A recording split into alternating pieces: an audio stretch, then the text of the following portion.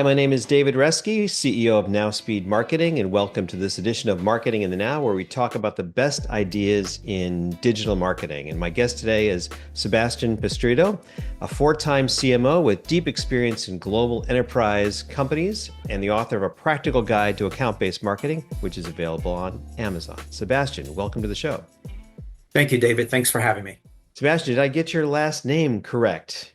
You did. It's pronounced Pistritto. So you did a yeoman's job at that. That's awesome. Well, I really appreciate you joining the conversation today for our listeners. You've had a really unique path to your senior marketing roles. You told me that you started as an electrical engineer at Ford. And, I just want to start the conversation by asking, what did you learn in those early roles that helped you in your CMO roles? Yeah, it's an interesting question. So I started off as an engineer, as you stated, and while I was at Ford, I started to understand that people that were tied to revenue were more valuable to an organization than a technologist or a technical person, if you will. So I was always partnered with a business person on the Ford side whenever we were working on a project. And so together we would bring that project to corporate and propose the new radio or the new console or the new anti-lock braking circuit system. But he was paid more than I was. And here as an engineer, I thought, well, wait a minute, I did all the calculus courses, I did all the fix-it courses.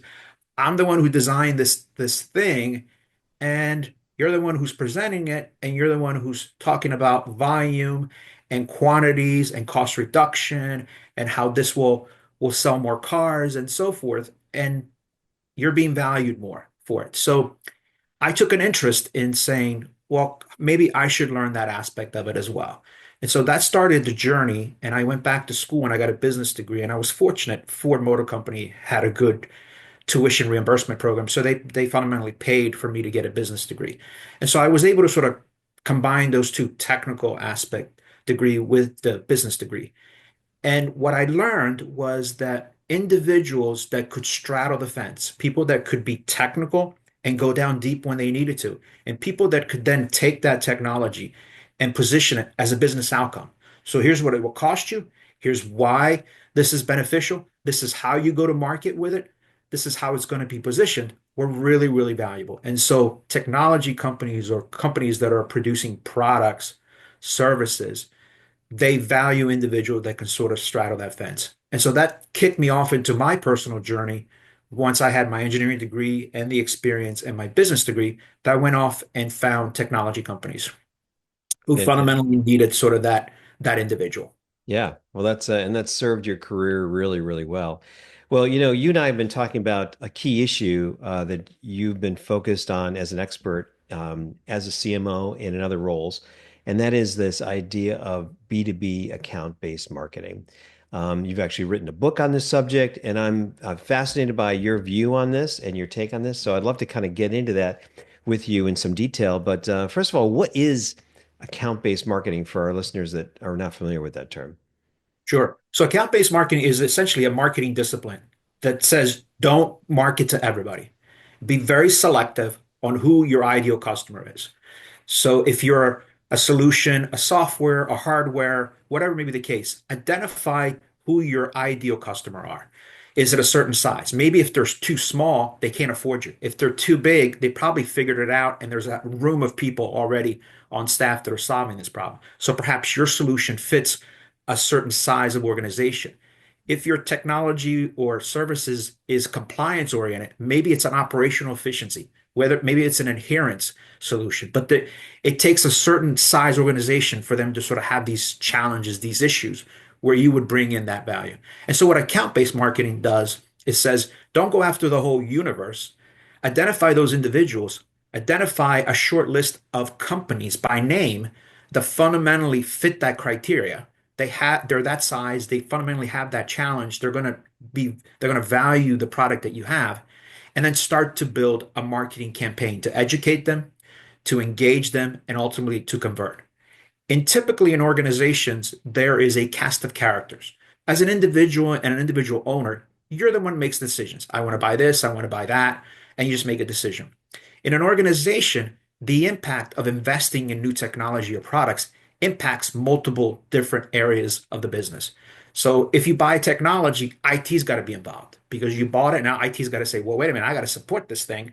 I got to make sure it fits our technical requirement, make sure I have the resources. Finance has to get involved and say, wait a minute, what's this thing going to cost us? And is this going to ultimately reduce overall expenditure? The marketing people or the finance people are going to go, well, wait a minute, what is this going to do for me? Is it going to help me do my job better? Is it going to get me more leads? Is it going to close more deals? So in an account-based marketing, not only do you have to identify a short list of accounts, and then within that, identify the sweet spot, the people that fundamentally have the challenge that your solution has, but you also have to market and sell to multiple constituents within the organization. So account-based marketing basically is that discipline. Identify those organizations, identify those players, and now start to put a strategy in place and some tactics on how you're going to educate each every one of them. So The key instead of there, so instead of thinking classically in marketing about focusing on a market segment, you're kind of going much deeper and focusing on individuals and different buying roles within that segment, within those individual accounts, because in B2B, those individual buyers can have an outsized influence on your success as an organization. Tell me why this function is misunderstood. It seems like a basic idea, right? Oh, we just identify the people, right, that we're selling to, and we're just going to market to those people. Why is this kind of misunderstood as an industry? my personal view is that the reason it's misunderstood is because typically we miss the major step, which is strategy, is really sitting back and doing that homework. Who am I after? What do they want me to say? How do they want me to say? How do I find them? How do I engage them? How do I educate them? The challenge seems that people are so focused on the tactics. Well, let me just put a social media ad out. Let me blast them with emails. Let me go to this show and put a booth up. And so as a result, you waste all those dollars because you didn't do the homework first, which is you can't be everything to everybody. Pick who you want, be clear on who you want, be clear on what you're going to go talk to, be clear on what they want to look at, be clear on what how they view that challenge, and make sure your messaging, your positioning, and ultimately the tactics that you'll execute, but they're all driven by that messaging and positioning, will speak or will resonate with that individual. So I think it's people just jump to the tactics and naively start to push these things, and they think, well, I'll just send 10,000 emails and I'll get an MQL. And it's like, it's not about that. If you haven't done that initial homework, the targeting aspect of it, then the execution is going to be a waste. And so I think that's the miss for me is I see that in a lot of organization. I see that with a lot of young people who come out of school and sort of have this pre-notion of what fundamental marketing is. And I think the entire principle and the entire strategy is missed. They just want to jump right in. Well, I'm a social media expert and I should be able to engage 10,000 people. Or I just do a contest and they're gonna follow me. And it's unfortunately it doesn't work that way. Yeah. So in this world, especially account-based marketing, you've really got to understand the specific needs, the problems that you're solving for these individuals or individual types within the organization. And it strikes me that it strikes me that the strategy piece that you're talking about requires some pretty deep thinking. You've got to understand how your product applies across, for individual buyers across the buying cycle. That just requires a lot of thinking up front before you send your first email, before you do your first social media post. Talk to me about like how do you approach this strategy? How do you kind of like start thinking about like how have you helped the organizations that you work for kind of think about all the messages by, by individual, by again, buyer type across the buying cycle? How do you kind of dig into that strategy work? Yeah, I mean, it starts with what you have and who you're after. For example, I worked with a technology company that was in pharmaceuticals, in healthcare, and they had a technology that tracks parcels, packages that go through the mail. So now you start to look at that technology and you look at the business challenges. So if you do a quick homework, the post office handles about 25 million parcels a day. And about 4 to 5% of the time, the package is either lost, it's misplaced, it goes to the wrong house. Now, 4 or 5% of 25 million, that's a million boxes. So the post office loses a million boxes a day. Hmm. And so we have a technology that enable us to witness, to watch that box as it goes through the entire infrastructure. And then there's analytics around it that tracks and predicts that if you're shipping a box from New York all the way to California and you've done a 3-day package service delivery level, and it's now the second day and it's currently in Washington, D.C., well, it's going to be pretty difficult to get to the West Coast in the next 24 hours. And so when you sort of first start with that, which is this is what I have, and this is the business challenge that this industry that I serve has, now you sit back and say, okay, who has this problem? Who is pushing their products through the post office parcel in a volume that would impact their business? And so you sit back and you go, okay, what's pharmaceutical companies? It's pharmacies that are shipping mail order prescription to consumers. So you sit back and you say, okay, if it's pharmacies, let me focus on who's got the high volume. What's a typical medication inside that box worth? Maybe it's a couple $100, maybe it's a couple $1,000. What's the business implication if that box doesn't get to the patient on time? Well, there's a direct cost. If it gets lost, you have to ship that box, a brand new one, and eat the cost for it. There's also time that's been wasted on it. And then maybe there's a compliance, there's an adherence. If God forbid it's an insulin that's being refrigerated and packaged and sent to an individual, and if it doesn't get on time, maybe that individual needs to run to the emergency room. So you sort of think through all of that, and then you say, okay, now I understand my solution. I understand the value, the business value that it brings into that. Now let me go in and identify those organizations. So we identify it's pharmacies. They're high volume. They use the post office, a million boxes. There's a percentage of that million that is their box. And so, therefore, let's go in and do that. Now, when you then decide that it's the pharmacies, now you decide, okay, who fundamentally in that organization is responsible for those? Is it a logistics person? Is it a operations person? Is it a legal person that's responsible for all these things? And so you identify 200 pharmacies, you identify those titles and those function within that organization, and then you start to put together a skeleton. You start to put together a framework that says, these are the people I want to get in front of. These are the people that see that problem. Now, what I need to do is tactically create content that talks to them individually. So, a logistical person is going to want to know about time and money. A legal person or liability person is going to want to know about what the legal impact is to that organization if those packages don't arrive in time.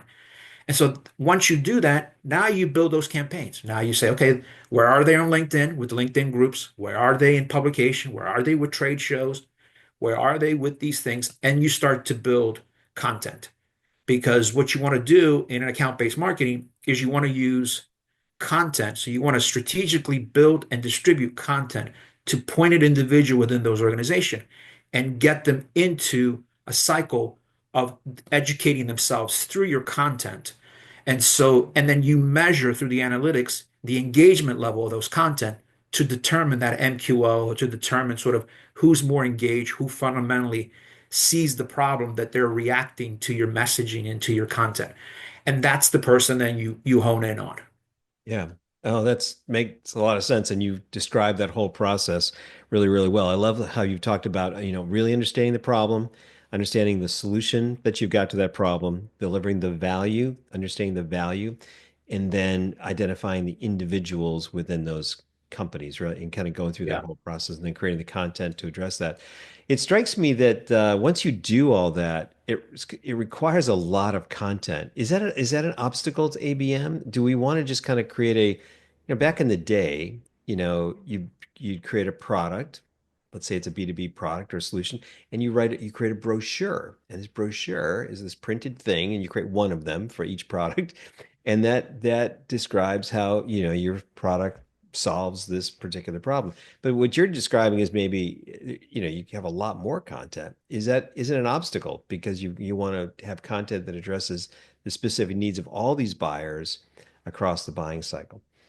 It is. I think you have to have core competency not only in marketing, you have to have a core competency in that particular vertical to understand that. Because what's going to require is you're going to have to put together webinars, you're going to have to put together podcasts, you're going to have to put together case studies, you're going to have to put together ebooks, white papers, blogs, because people are going to consume that content in different formats. And so you have to sort of develop those pieces of content for each one of those individuals. So it's the same business challenge that you're trying to address, but you're going to say from a financial standpoint, you see the problem this way. From an operation standpoint, you see it this way. Here's a case study of an individual in your industry who had this challenge, and here's how this technology and solution was able to help. Here's an ebook to help you to frame out that problem. The problem, look at it from a high level, and then sort of build in those different individual components that make up that. This is how a bill becomes a law, right? This is how you process these things within your organization. So that ebook or that white paper should articulate that at a high level and say, this is kind of what you do, and these are the areas where you have your challenges. This is where a technology like this could help. So yeah, you're going to need content, no doubt about it. And you're going to have to really be a good writer. And you have to be a good marketer in terms of which of those tools you do first, second, or third. And then fundamentally, you're going to have to get industry knowledge. You cannot pretend to be in front of a chief medical officer and give him a very artificial, loose document. The product literature is important, but it usually comes on the back end of that. So you typically say, okay, they want to educate themselves. So you typically will do an ebook or white paper first because you build that business case. Do you have this problem? Other people in the industry have this problem, and this is sort of how they solve that problem. No products, no solution, just sort of a framework of the problem and how potentially it could be solved. From there, you move to a case study and you say, now that you understand and you agree that sort of this is the building block for it, here's a fundamental proof of someone just like you had that, and here's how that technology was able to help. Then there's some webinars or blogs where you type in, some additional content, and you sequence those out, and you start to watch as you distribute that content how they're engaging with that content. But yeah, it is you have to create this content. You have, yeah, so it requires a lot of content, but it's very specific to each of these, for every product, for every buyer type across the whole buying cycle, for all these different types Yeah. of content that you mentioned, you're going to build all that content because it sounds like you want to have a very specific story told across different, with for different types of content, whether it's a video or webinar or white paper, trade show experience, right, for each of these buyer types. So it feels like it's kind of interesting how like you're getting very specific on the buyers, right? You're getting fewer buyers you're focused on with ABM, but you're having more content because you want to address all their needs in great detail. Can let me switch gears a little bit and talk about the buyers themselves. I think there's a myth out there that, and maybe it's not a myth, you can answer this, is that when you have an ABM strategy, you focus on it only really works for companies that focus on very few customers. I sell to the government, I've got three buyers for this whatever, and I just do ABM to focus on those three. Maybe it's 300, but it's a very small. Can you do ABM at scale? Can you do it if your market, if you're addressing thousands or maybe tens of thousands of buyers? Or does ABM really just work when you just have a small number of buyers, a few hundred buyers, and you're selling big ticket B2B kind of solutions? It can work for both. I think account-based marketing started off in very niche specific accounts. Take 100 of them. Within those 100, target the top 25, build a very specific campaign, cadence, focus on it, and then put a dollar amount. That's a $500,000 opportunity. It's going to take us 4 months from beginning to end. But I think with the technology that's available today, whether it's the CRM, whether it's the marketing automation tool, whether it's the analytics, whether it's the email blasting capability, whether it's the social media, whether it's the Shopify's with the e-commerce aspect of the world, you can once you build that framework, you can automate those. So those particular platforms will allow you to scale. Now you still have to do the building block. You still need to sort of build out your ideal customer profile and sort of the content that you have and the cadence that is required. But you can build that and you can build a workflow into these platforms and you can allow the platforms to automate them for you. And so therefore you can go to scale. Now, the larger the market is, probably your average order value is smaller. And so, but scaling is where you'll start to make the difference in terms of the revenue. If it's a very niche, high-end industry, it's a $500,000 deal every 4 months. If it's 10,000 customers, it's probably a $5,000 deal that can be closed in 3 weeks. But it's the tools that will allow you to scale. Don't skip the strategy. Don't skip that framework. Just build that into these automation tools and allow these automation tools to scale for you. Yeah, that makes a lot of sense. So if you think about like the tools and the tech stack that's required to do this, and I completely understand that you got to do the strategy work and the content work first, right? So you got to Yeah. have that kind of feeds the engine. If you don't have that, then you're wasting your money automating a process that is not developed, right? Automating a strategy that's not there. But let's say you've got that. You've got the strategy, you've got the content. Talk to me about like what the minimum tech stack looks like for ABM and what people should be thinking about when they go to, purchase or license software to enable this function. Sure. Sure. So I think at the very minimum, you need a website. So you need a web content tool, call it WordPress. You also need some analytics, call it Google Analytics, is sort of the beginning aspect of it, because you want to be able to develop a website and you want to be able to manage that website and you want to be able to add and delete content as you need it. And you also want it to be very dynamic pages that you want to deliver to based on the individuals that you send there. And you want the Google Analytics to give you an understanding of what's working, what's coming there, what's not interacting, who's interacting the most. You then need a CRM. You need some type of centralized database. You can use Salesforce, you can use Hootsuite CRM to be able to do that. Along with that, you need an automation tool. You need to be able to identify those individuals, put them through some type of campaign, and be able to send out those emails, be able to track those open rates, those click-through rates, those download rates, and lead them to your website, your WordPress website, with a form. You could use a form on WordPress. You can use a form if you use Salesforce. You can integrate Salesforce into your WordPress and be able to do that. So you need essentially a website.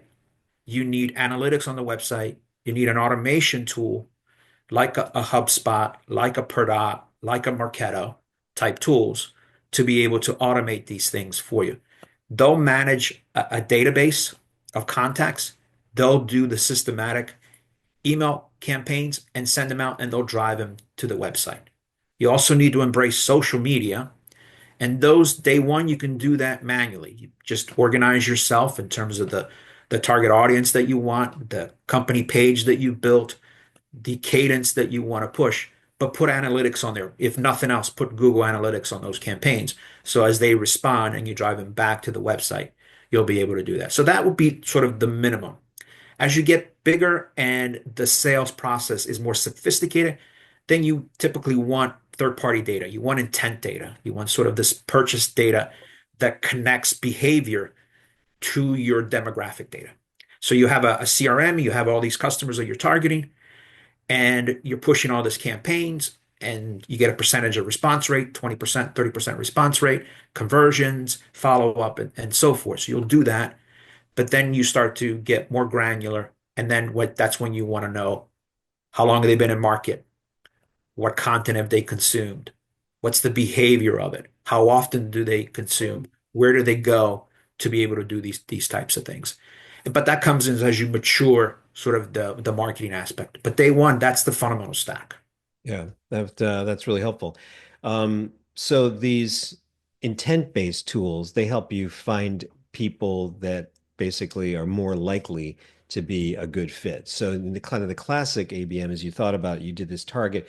I said, hey, my product is good for these manufacturers of these size in these states, and I've kind of focused on these companies, and I've gotten these individuals. But what you're saying with the intent-based data, I can know or I can have an idea that these individuals are searching for these types of solutions. And so I want to focus even more narrowly on that set of people that have intent. And so tell me about the economics of that. Does that make it just more likely that you're going to get a lead when you reach out to people who have intent? Is that the benefit of getting that intent data? It's more of intent data will give you or identify an individual that you're trying to target, that the behavior that he's expressed online shows that he's in market. He is actively looking for your solution. Where your traditional account-based marketing is you are proactively identifying that individual, sending out content, and waiting for them to engage. This additional data point of intent identifies that they are on Google and they were searching for. They downloaded an XYZ white paper from a market research company. They were at a show or they watched or attended or saw a recorded webinar for maybe even your competitor about this particular problem. So you have these additional data points that are specific to that content, to that individual that's in your database that you can then add to what you're doing and say, okay, I have these 100 people that I'm after, and I have these campaigns that I've been executing with, but within those 100 people that I've been marketing to this past week, these 14 have done all this other stuff in these other sites that is valuable to me because that shows me that they're much further along in the buying cycle. So therefore, you prioritize those individuals. Yeah, that makes a lot of sense. Um, Talk to me about the alignment with sales. It feels like these this kind of ABM focused marketing strategy could really needs to be very closely connected with the sales team, or should be, or could be. Talk to me about the benefits of that, and how that might work if you're kind of closely aligning the ABM strategy with the sales strategy. Yeah, so you have to be aligned 100%, otherwise you will not be successful as an organization.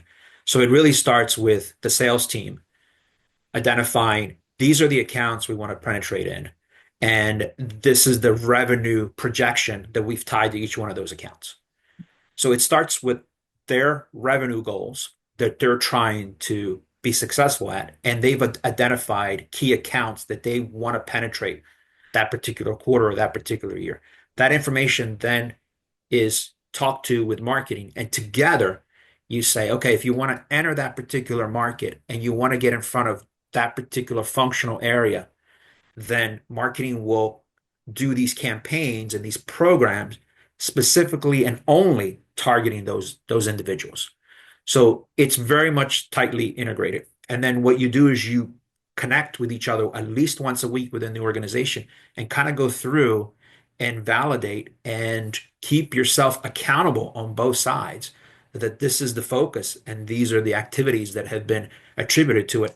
And then challenge it whether it's working or not, challenge it whether it needs additional information, whether the sales process is now lubricated, whether it's like more efficient and it's going through a lot quicker, or whether there's, points of that's being stuck.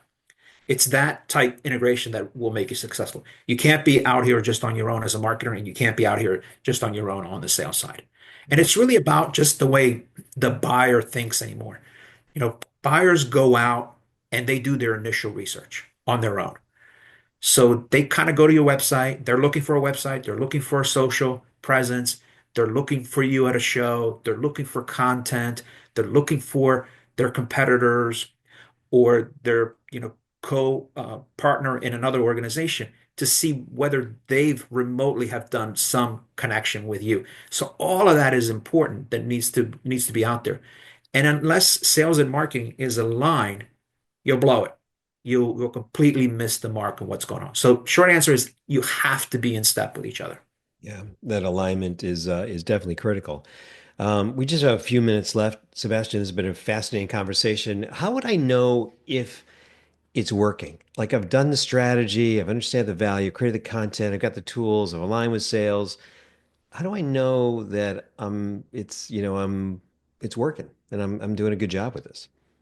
It's the analytics. It goes back to this is what the analytics are showing you. You've done these campaigns, you're getting these response rates, you're getting qualified leads, you're handing those qualified leads over to sales. sales is converting. So that conversion number, that metric should tell you whether it's working or not working.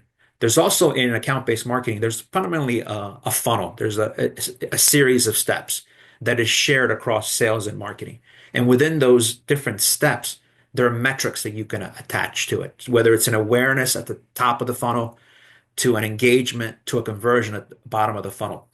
You should be able to plug in all your analytics on a weekly basis to something like that.